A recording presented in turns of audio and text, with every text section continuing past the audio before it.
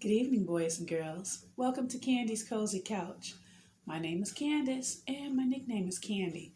That's how I came up with that really extraordinary name. At least I think it's pretty extraordinary. Boys and girls, I'm going to try to breeze through the checklist pretty quick tonight.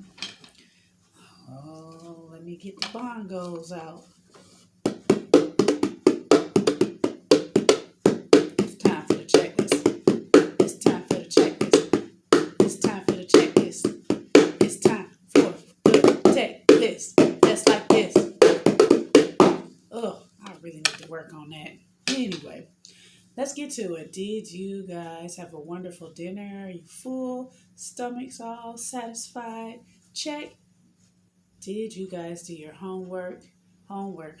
Hope you did your homework. Check. Did you guys clean your room? Make sure you clean your room, boys and girls. Check. Did you take a bath or a shower? All fresh and clean? Check. Did you brush your teeth?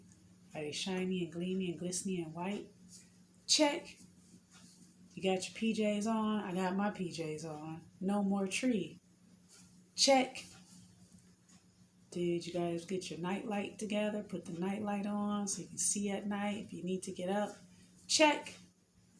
Did you clean your room? I hope you cleaned your room. Check.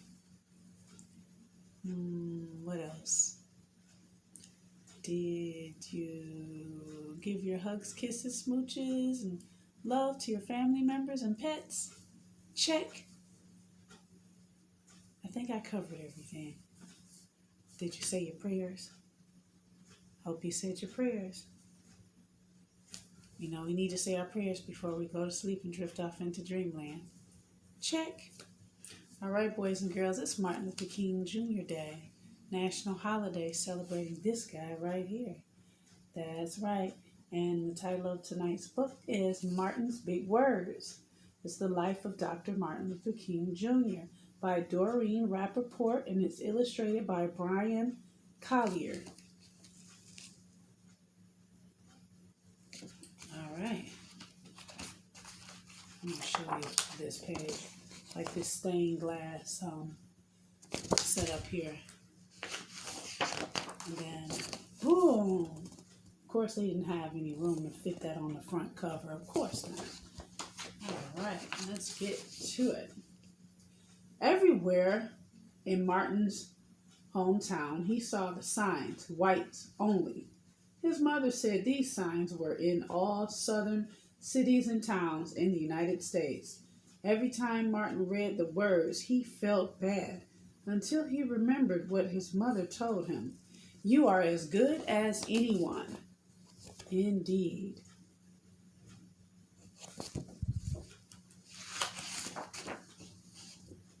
In church, Martin sang hymns.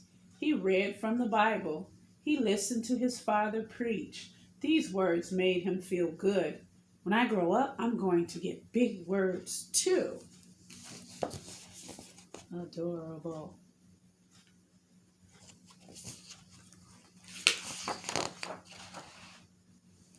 Martin grew up. He became a minister, like his father, and he used the big words he had heard as a child from his parents and from the Bible. Everyone can be great. Everyone can be great.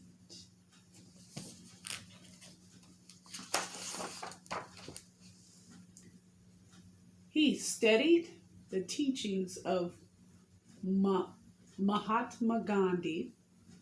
He learned how the Indian nation won freedom without ever firing a gun. Martin said love when others said hate.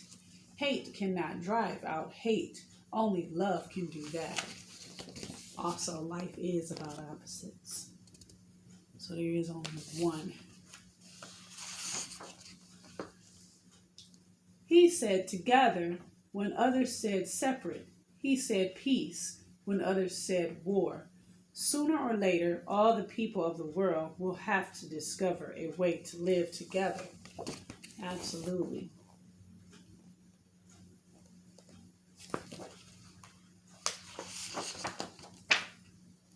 In 1955, on a cold December day in Montgomery, Alabama, Rosa Parks was coming home from work. A white man told her to get up from her seat on the bus so he could sit. She said no and was arrested. Montgomery's black citizens learned of her arrest. It made them angry. They decided not to ride the buses until they could sit anywhere they wanted. So this was the big bus boycott. They hit them in their pockets where it really hurts. For 381 days, they walked to work and school and church, then walked in rain and cold and in blistering heat. Martin walked with them and talked with them and sang with them and praised with them until the white city leaders had to agree they could sit anywhere they wanted. When the history books are written, someone will say, there lived black people who had the courage to stand up for their rights.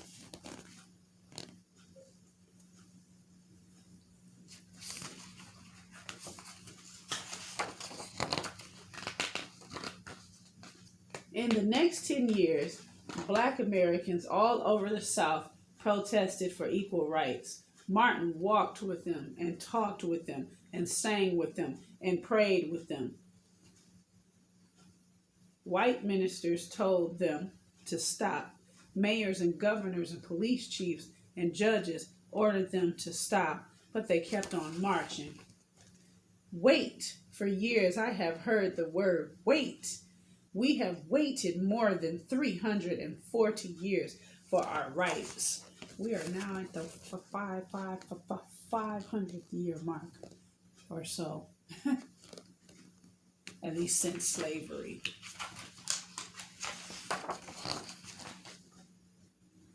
They were jailed and beaten and murdered, but they kept on marching. Some black Americans wanted to fight back with their fists. Martin convinced them not to by reminding them of the power of love.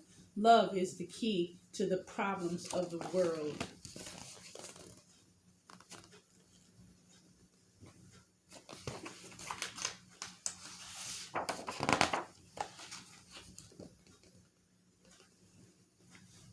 Many white Southerners hated and feared Martin's words.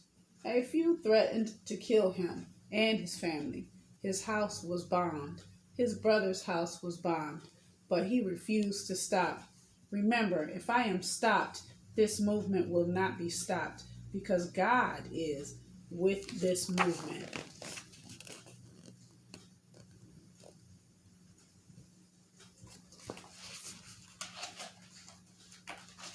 Big pages here. The marches continued. More and more Americans listened to Martin's words. He shared his dream and filled them with hope. I have a dream that one day in Alabama, little black boys and girls will join hands with little white boys and girls as sisters and brothers. After 10 years of protests, the lawmakers in Washington voted to end segregation. The whites only signs in the South came down.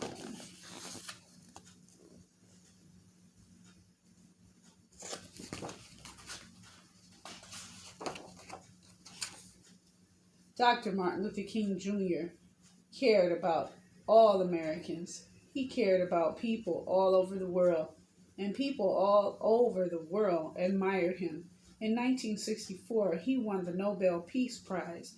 He won it because he taught others to fight with words, not fists.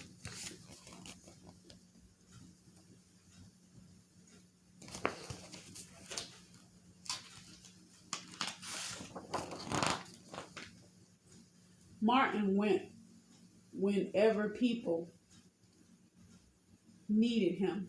In April 1968, he went to Memphis, Tennessee. He went to help garbage collectors who were on strike.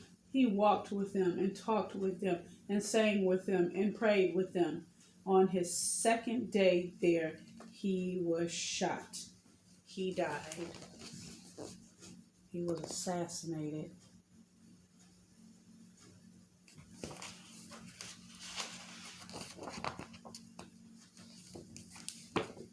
Freedom, peace, together. I have a dream. Love. His big words are alive for us today.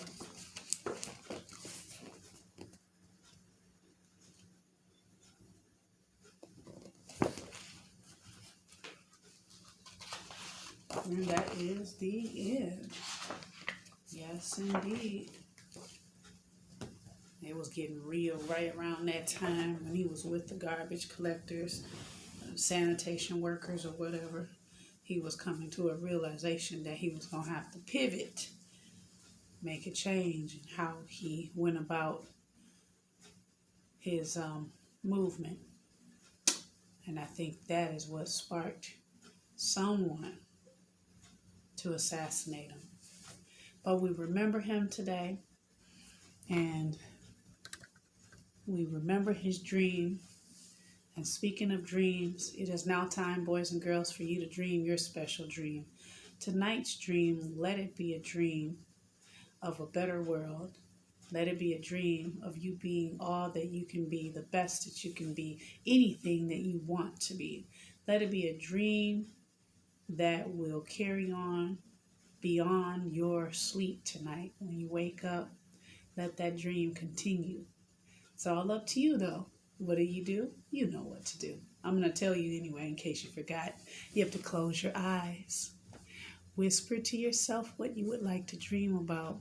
Get yourself comfy and cozy, snug as a bug in the rug under your blanket. Allow your body to relax and be still and be quiet and be peaceful and be safe.